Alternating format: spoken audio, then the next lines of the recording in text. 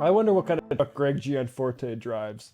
We know he likes steak because he's cutting little media packages around it. So Greg Gianforte, for people who don't know, came to national prominence body slamming a reporter in 2017. Here is just that audio, so people can just remember this. And just a little bit of context for who this guy is. He was a congressman in Montana before that. Here is that sound. There's not, and what Yeah, you and thought we'll about talk it. to you about that later. Yeah, but there's not going to be time. I'm just curious if you have Okay, the speak right with now. Shane, please. But you don't. Sick and tired of you guys. The last guy that came here, you did the same thing. Get the hell out of here. Get the hell out of here. The last guy did the same thing. You were the guardian. Yes, and you just broke my glasses. The last guy did the same damn thing. You just body slammed me and broke my glasses. Get the hell out of here. You'd like me to get the hell out of here, I'd also like to call the police. Can I get you guys' names? Hey, you gotta leave. He just body slammed me. You gotta leave. So that's just what American fascists sound like, body slamming a reporter. And so that's Greg. Let's check in with him now. I don't know if eating a lot of red meat is affecting his temper in any way. But so apparently the Colorado governor signed this meatless Monday thing, or meat out day, and the larger point with that is like, look, people, I think, should eat less. I make the choice of trying to eat less meat, both for health and for the planet. I think it does more for the former than the latter, my individual choices. But nonetheless, I'm not super mad at the, I guess, liberals for doing this, but it does serve up red meat for conservatives. So Gianforte and a number of, frankly, Colorado counties have gotten, energized by it. So I just want to play this. Greg says, I heard one of our neighbors to the south has proclaimed that March 20th to be Meat Out Day, encouraging residents not to eat meat. Seriously. In Montana, we play a different approach. I just want to play this, and then we'll talk about what It's Gianforte so goofy. is doing. Just trash. This trash music. Just goober shit, dude. So our neighbors to the south have proclaimed March 20th Proclaimed? as Meat Out Day. They're I mean, this is actually like trying honestly to like get people to 17-year-old not boy eat shit. meat. It is.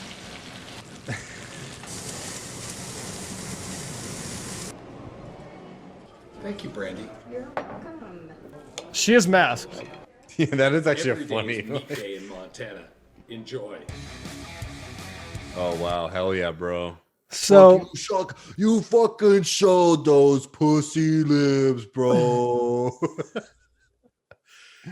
so terrible, man. now look, dudes love steaks, but now I'll go kind of in reverse order of severity here. But some other things that are going on that, like, you think, oh, you're not very fucking busy shooting videos of you getting served steak, and you'd be wrong about that, because Montana has a couple things going. One, famously, there's protests, and shout out to any Montanans who have been joining the protests against the LGBT, anti-trans stuff going on in Montana, one of these states that are very concerned with the genitals of high school athletes. So there's that going on, which is one of the serious things. The Republicans are also legislating the skirt length and neckline of legislators. So, making sure that their female colleagues come not as sluts, but as legislators. So that's one of the important things that the Republicans are doing there. Also, there's minor uptick in COVID. I'm just hopeful that that doesn't turn into a bigger problem.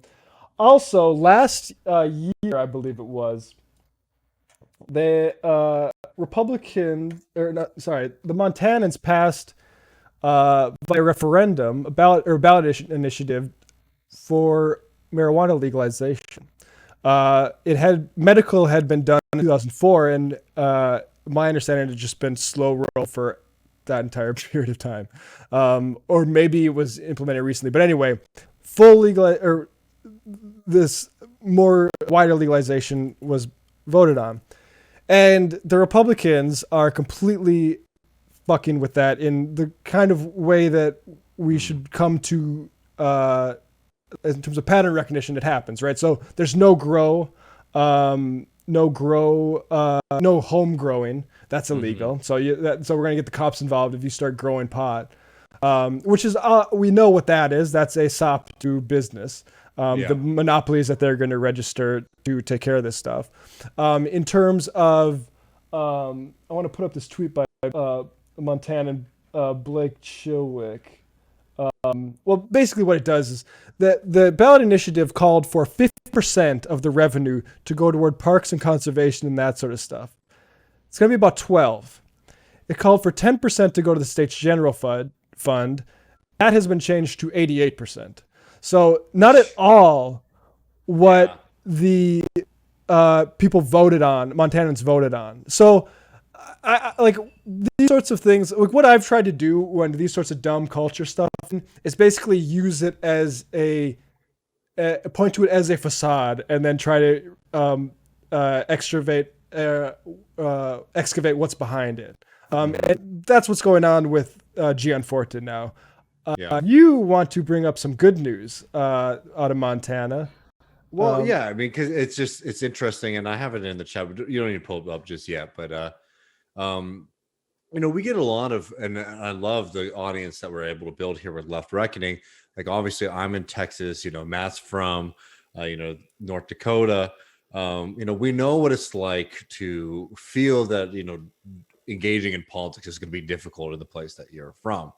And I think this is just an interesting story to bring up in light of all the insane shit that Matt just laid out. Is like, okay, you can still be in a Republican state that's going to do a bunch of crazy stuff like that, or I don't want to get caught into a trap. I don't like thinking about things as red state, blue state, but right. You know what I'm saying? A Republican controlled state doesn't mean that you can't still win victories. And if you bring this story up here real quick, this is an incredible story from Paul Prescott, who is another host of the Jackman Show, and is an incredible writer and activist and union member himself, talking about how workers from across the state of Montana were able to beat a right to work bill that people thought was going to be a shoo-in to get passed.